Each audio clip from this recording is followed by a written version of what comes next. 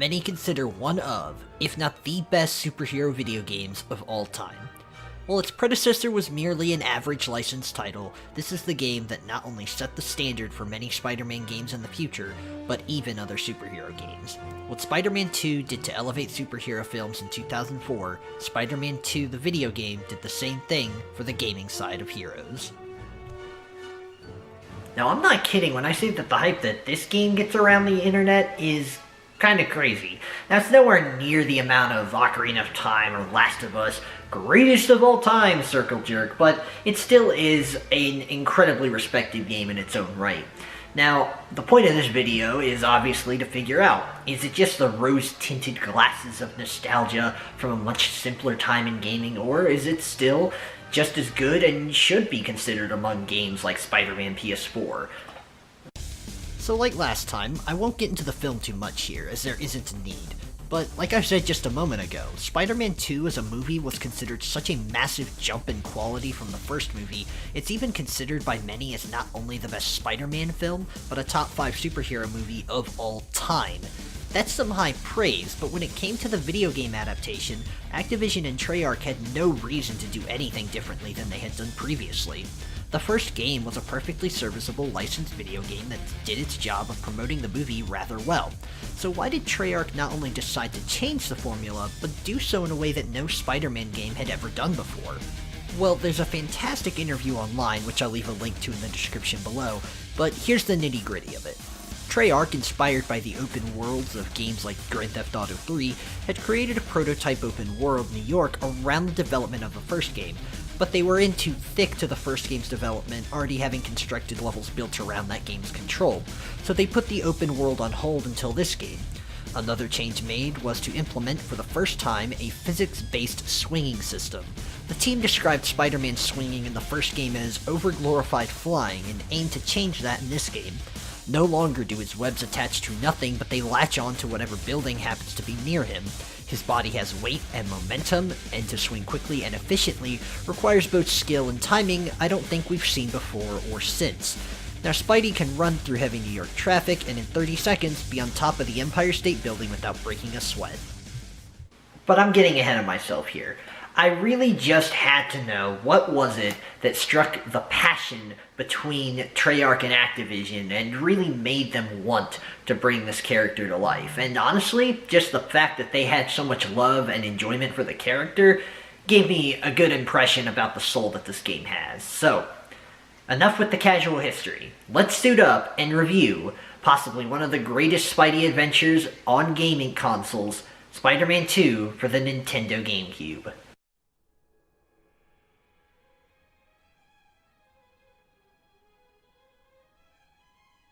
Right off the bat, this game is firing on all cylinders. A cinematic camera shot of New York with a voiceover from Tobey Maguire himself, and music that's emulating the Elfman score as closely as possible sets the mood that this isn't your grandpa's Spider-Man game. Credits roll with Alfred Molina and Kristen Dunst appearing as Doc Ock and MJ just like the movie, and this game's story starts off seeming just like the first game, until we get to the tutorial. Well, sequel time already, huh? Welcome back, I guess. I'm sure you miss me more than I missed you. Holy cow, it's Bruce Campbell. That would be me. Well, yeah, it is, but besides his amazing lines here, this is the introduction to open-world Spidey. His jumps, wall crawling, swinging, combat, everything here is similar, but so new and fresh. Now the combat has flow, thanks to the Spidey sense being introduced. When you see a prompt above the old webhead, that means that you can press the appropriate button to dodge, but that's not all. Now more than ever, thanks to the fantastic sense of flow this game offers, Spidey can chain combos between enemies in the air and on the ground like nothing else. In the previous game, I avoided combat as much as possible because more often than not, I would end up cheesing enemies or taking too many pot shots that would kill me in a few hits. While Spidey in this game is still a glass cannon, the utility in his arsenal from combos on both the ground and air, web moves, and new acrobatics make this combat some of the most fun in the series. But look at me. I got so excited about the gameplay I skipped over the plot. And this is where the game is the most similar to the first, because it's once again an adaptation of the film's plot with added bells and whistles. But unlike the first film, where the plot threads were all mostly filler, in this story, characters like Black Cat serve a purpose in Peter's character arc, and act not only as fresh additions to the cast, but are relevant to the plot as well, which makes playing through the story much more engaging for both newcomers to Spidey and people who have only seen the film. Now, of course, because of Spider-Man 2 being a film that has Spider-Man loses power for a good 20 minutes, that plotline is trimmed out, instead replaced with keeping his powers but wondering if he should just give up his life as Peter Parker entirely and live a life of thrills with Black Cat. It's a rather interesting dynamic that works thanks to the game correctly sprinkling Cat throughout the story, creating an arc for Peter that follows the film without removing him, and by extension the player, from the action. So the story is better than the last game, but nothing mind-blowing. What is it about this game that makes internet denizens so excited? As previously stated, this is the first game to feature an open-world sandbox for Spidey to play around in. Without a doubt, this feature alone is enticing, but the control improvements along with a wealth of side missions, a level-up system, a shop to select which skills to improve, bring everything to the table and then some. Without a doubt, this is what innovation in a sequel looks like, and without this game, you wouldn't have other great titles like Spider-Man Web of Shadows and Insomniac's Spider-Man. In terms of the actual missions, this game gets rid of the cramped environments of the first game, with almost every task taking place outside. From car chases to mugging and saving civilians from falling off buildings, side missions aren't anything incredible, but they breathe life into the open world. Without these, the activity level would feel a lot more like a suburban neighborhood with minimal amounts of people and cars on the ground at a time, but I understand that's more of a hardware limitation than an active omission. In terms of the story missions, we get a ton of different options the first game didn't bring. Combat and swinging missions return, but instead of poorly controlled chases with Green Goblin and Vulture, now we have well-designed chases with Black Cat across the city. These are fantastic compared to the original game. The banter between characters is better in my opinion, and the pursuits require skill to beat quickly, but aren't overly punishing to make less skilled players like myself lose. In fact, let me compliment this game really quickly. I already mentioned how the swinging is on another level, but the game is designed so fantastically around the mechanics of said swinging, players only need to be competent to be able to beat it. Sure, you could be swinging around at maximum speed like a speedrunner, but I don't need to swing like this to do well, let alone beat the game. It requires knowledge, not mastery, and I appreciate that. Even better, the game features two swing styles, one for more intense players or for people like me who'd instead not think about wave dashing across the New York skyline. Back on topic, there's chase missions, combat missions, swinging missions, boss fights, the works really. While these might sound like what the first game offered, and it's similar for sure, the control differences and less punishing design make the missions much more bearable and less gamey. For example, there's a mission where you compete against Quentin Beck in a series of challenges that serve to both be a fun diversion from the main plot, but also teach the player how to use their knowledge of the game properly. It's not cheap, and you're even allowed multiple attempts before you lose, if that's even possible. I know for a fact I'm not very good at this game, and I had little trouble here, but it's much better than the dumb forced stealth sections of the first game. No longer are we a wannabe Solid Snake. The boss fights even include some neat nods to the first game, especially with Shocker reappearing and referencing the first game. I was a little disappointed we didn't get a follow-up to Scorpion from the first game. It's a detail I'm shocked I forgot about from my younger days, and one I'm surprised the devs also seem to miss. I guess with Osborn out of the picture, Osborn Tech wouldn't still be a thing, but it is kinda odd. While I'm on the boss fights, I won't be analyzing them as I did in the first game's review. There are several more in this game, and if I went even slightly into each one, I'd be here for 10 more minutes. I will say that while none of the boss fights are particularly hard, some of them can be quite challenging without prior knowledge going in. This is where Spider-Man's Spider Sense comes into play. By pressing the required button, you'll enter a sort of bullet time mode, which dramatically increases your reaction time and allows you to dodge moves with much greater precision.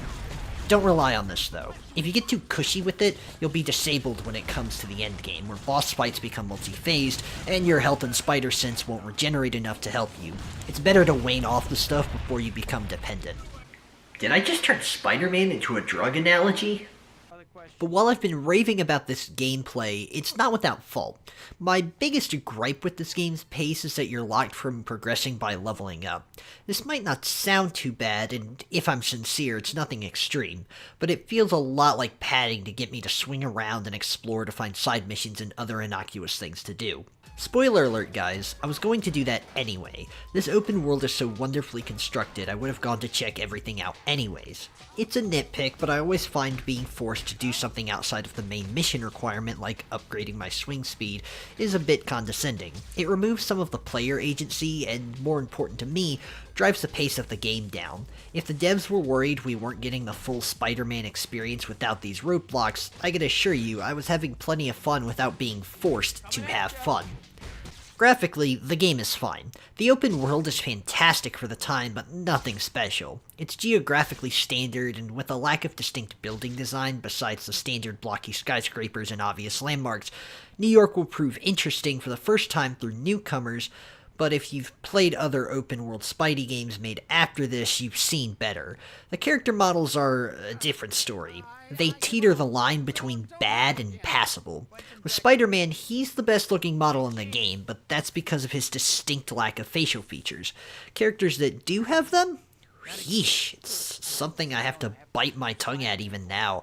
Jameson already doesn't sound like J.K. Simmons, but now he looks off-model too? Bleh. I don't have time for your moral outrage, Parker. I'm trying to run a paper here and make sure my son's wedding to Jean Marie doesn't bankrupt me. Now, of course, the ending of the game is straight out of the film. In fact, it's basically an abridged retelling of the film. We go from the train fight to Harry's realization to the abandoned warehouse in one swift motion with no need for padding. The final boss can be incredibly hard without prior knowledge. Or I should say, the first part is hard. You have to turn off the fusion reactor by hitting switches scattered across the warehouse. The fusion reactor is constantly pulsating, and if a shockwave manages to hit you, which it will, it damages you and sends you ragdoll style 50 feet backwards. And if you land in the water beneath the floor, that's an instant restart. And guess what?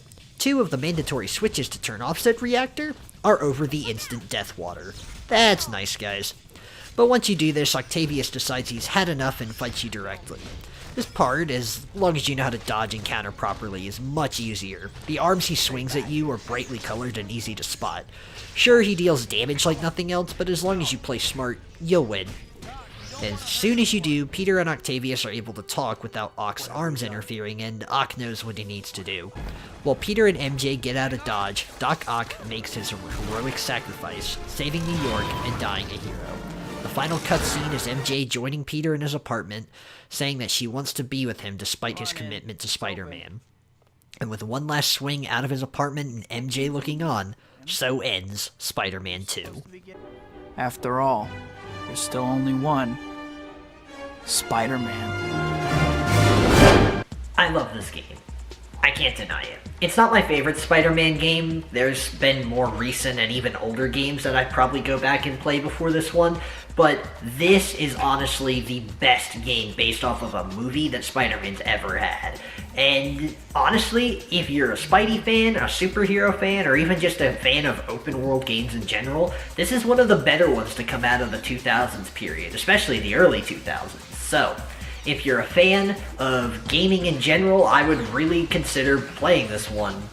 Just don't play the PC version, that one's a bugged mess. Get the GameCube version, the PlayStation 2 version, I believe there's an Xbox version, you can play it on a backwards compatible 360. Seriously, do it. It's super good, and it's still worth it even today. The fact this game is one of the few licensed titles to stand on its own today speaks volumes to its quality. It's by no means perfect. It might not even be great in your eyes, but what this game means and what it did for the genre cannot be understated. Spider-Man 2 is, without a doubt, one of the greatest influencers in both film and gaming. Not too bad for a kid from Queens. So, this next game is kinda infamous. Spider-Man 3. It's the only one in the trilogy to get a release on HD systems, and while that doesn't automatically qualify it for any sort of good or bad position, the fact it's already based off of a divisive movie and it being a very early PlayStation 3 title, you can kinda see where this is going. Now, if you stuck around till the end of this review, I want to say thank you so much. It greatly warms my heart that you did. And if you've got anything you'd like to say about Spider-Man 2, whether it be the film or the movie, please leave it down in the comments below. I'm always reading and would love to hear from you guys. And just remember, be kind to each other, have a fantastic night, and I'll see you guys next time. Ciao.